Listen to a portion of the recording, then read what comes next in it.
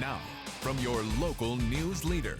We got here to the scene right after witnesses say they heard shots fired. If you listen, you can hear the ground is very saturated from rain we've gotten in the past few days. What we know is that someone was driving by and saw a body along this road at the far end of this field behind me. At least a 3-foot path cleared around the hydrant with access to water nozzles on all sides. But come over here with me. This is probably the worst we've seen. Right here you can see this is just pure debris. Well, yesterday the son of one of these residents shoveled this pathway just so the woman inside could get to an ambulance. Tammy, I was also out here on opening day. There were high winds and wind chill warnings, and I can tell you today is almost as bad. The prison is just a block away from Jackson's home, where he was flying his drone late one night, and somewhere along the way, he lost control. Much like another fairy tale, this one was too small. This one, too hard. And this stuff, they're hoping it's just right. The seniors have only been at the church for 5 days after 9 years of activities at the Thompson Center. About 6 or 7 years ago, the Advanced Titan was filled with a lot more advertisements, but now the same businesses that used to be a staple to the newspaper are finding other ways to send their messages, like social media.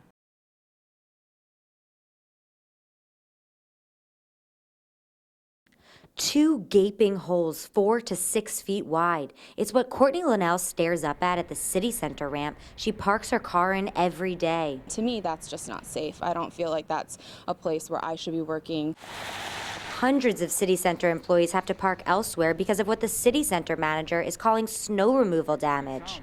The Oshkosh City building inspector says the manager admits to him the company's privately contracted plowing company used a front-end loader to plow the 3rd floor, which isn't designed to hold that type of equipment's weight. So if you're designing the parking ramp for 2,000 pounds per square foot and something with 5,000 pounds per square foot drives over it, that's not what it was designed for.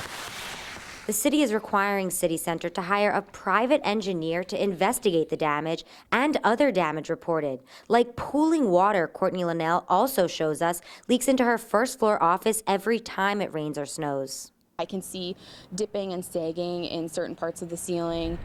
The ramp, which was built more than 40 years ago, has not been inspected in at least a decade, according to city building inspectors. There isn't a required inspection on those types of parking structures, like they have it for bridges and things like that. There'd be requirements to have those inspected. After a brief look through today, inspectors identified no other immediate dangers in the 1st and 2nd levels of the ramp. This has been a problem ongoing. What have they been sweeping under the rug for this time is only going to come out now. So you've got 9 lanes of traffic you actually have to watch. 9 lanes, 2 stop signs, part of an equation that cost 1 life Friday evening.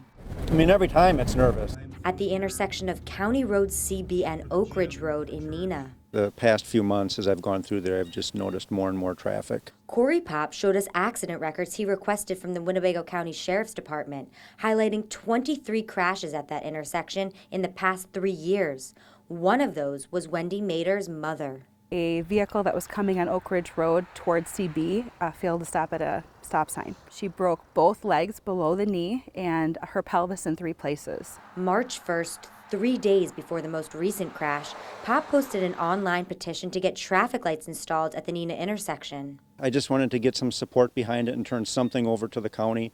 Today, there's still debris at the scene of Friday's crash. After that crash, an additional 900 people signed a petition to make this intersection safer. The county has a traffic study scheduled there this summer. We had a study done several years ago. It doesn't meet the traffic warrants for an improvement or a signal at that intersection. That includes traffic volume, delays, speeds, and accident history. It didn't meet the volume warrants, and quite honestly, it didn't meet the accident warrants. The highway commissioner expects this summer's study to have different results due to heavier traffic and more accidents the past couple years. I thought we were ahead of it. I thought we could get something done before something like that happened. The soonest we may see signals at the site would be 2017. In Neenah, Sari Soffer, Action 2 News. Tucked in the corner of Mr. Jiskie's classroom is one of the coolest gadgets at South Park Middle School. It's 3D modeling software, so you can actually kind of manipulate it right on the screen. But we'll get back to Mr. Jiski and his 3D printer later. First, meet Philip. There was a girl that had to move out of her home that had goats and chickens and ducks and all kinds of critters. And there was a picture of Philip with his feet all curled up and dried because they had frozen. Instinctively, Vicky took Philip in. After watching a video online, Vicky reached out to Mr. Jiski to see if his 3D printer could make Philip the feet he'd lost. The initial email I thought was actually, I'm like, is this for real? We literally were an hour away from putting him down when I got the call from Jason. I immediately called Vicky right from class. Actually, I pulled up my cell phone and called, and I said, Vicky, I said, you know, I'm making the feet right now. I said, you know, hold off. We both cried. It's been 6 weeks of trial and error, and much like another fairy tale, this one was too small, this one too hard, and this stuff, they're hoping it's just right. We are now using what's called Ninja Flex, and Ninja Flex is a flexible material. The new graciously donated material takes about 36 hours to print both feet, which have been fitted to slip onto Philip's legs. Tomorrow, Philip will try them on. That he lives with a bunch of ducks and is happy and can run outside and swim. Soon, Philip is headed to an animal sanctuary to do just that. Philip and I have become pretty good friends. It's going to be sad to see him go. A bittersweet ending to a friendship that gave Philip the footing for a fresh start. In Oshkosh, Sari Soffer, Action 2 News. Having. For Jody Schmidt, Maybe you could even write, I forgot. teaching is a perfect match. Children are really fun. There's like a spark in their eye. Of all the kids at Oakfield Elementary School, Oh, he's a sweet lady. it's the spark in Natasha Fuller that changed her life. When I see her every day, she smiles, and I smile too, and I give her a hug. She's really sick, and you can't tell. She's really sick. When I told my students in my classroom, they were floored. You would never know this chatty, energetic 8-year-old was diagnosed with chronic kidney disease as a toddler. She wants to go swimming and she can't, you know, things like that, that a lot of kids or a lot of families take for granted that she cannot do. She recently moved in with her grandparents to get treatment in Milwaukee 3 times a week. I have 2 more tubes right there.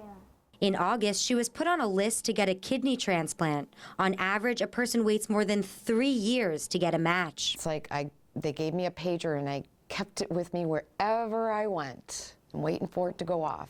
I even slept with it. Wash up and get to lunch, okay?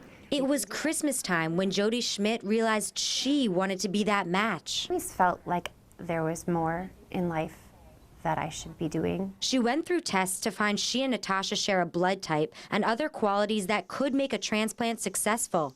On Friday, she broke the news to the family. She's a tough little girl and she deserves this. She's been through a lot. The transplant is not scheduled yet. Natasha is still getting over an infection. But in the meantime, the 8-year-old is dreaming of life after. I can swim, I can eat chocolate. And preparing her own gift to Mrs. Schmidt, the two already closer than ever. In Oakfield, Sari Soffer, Action 2 News. Oh, cool. Isn't that awesome? I forgot to add a color to it. Did you?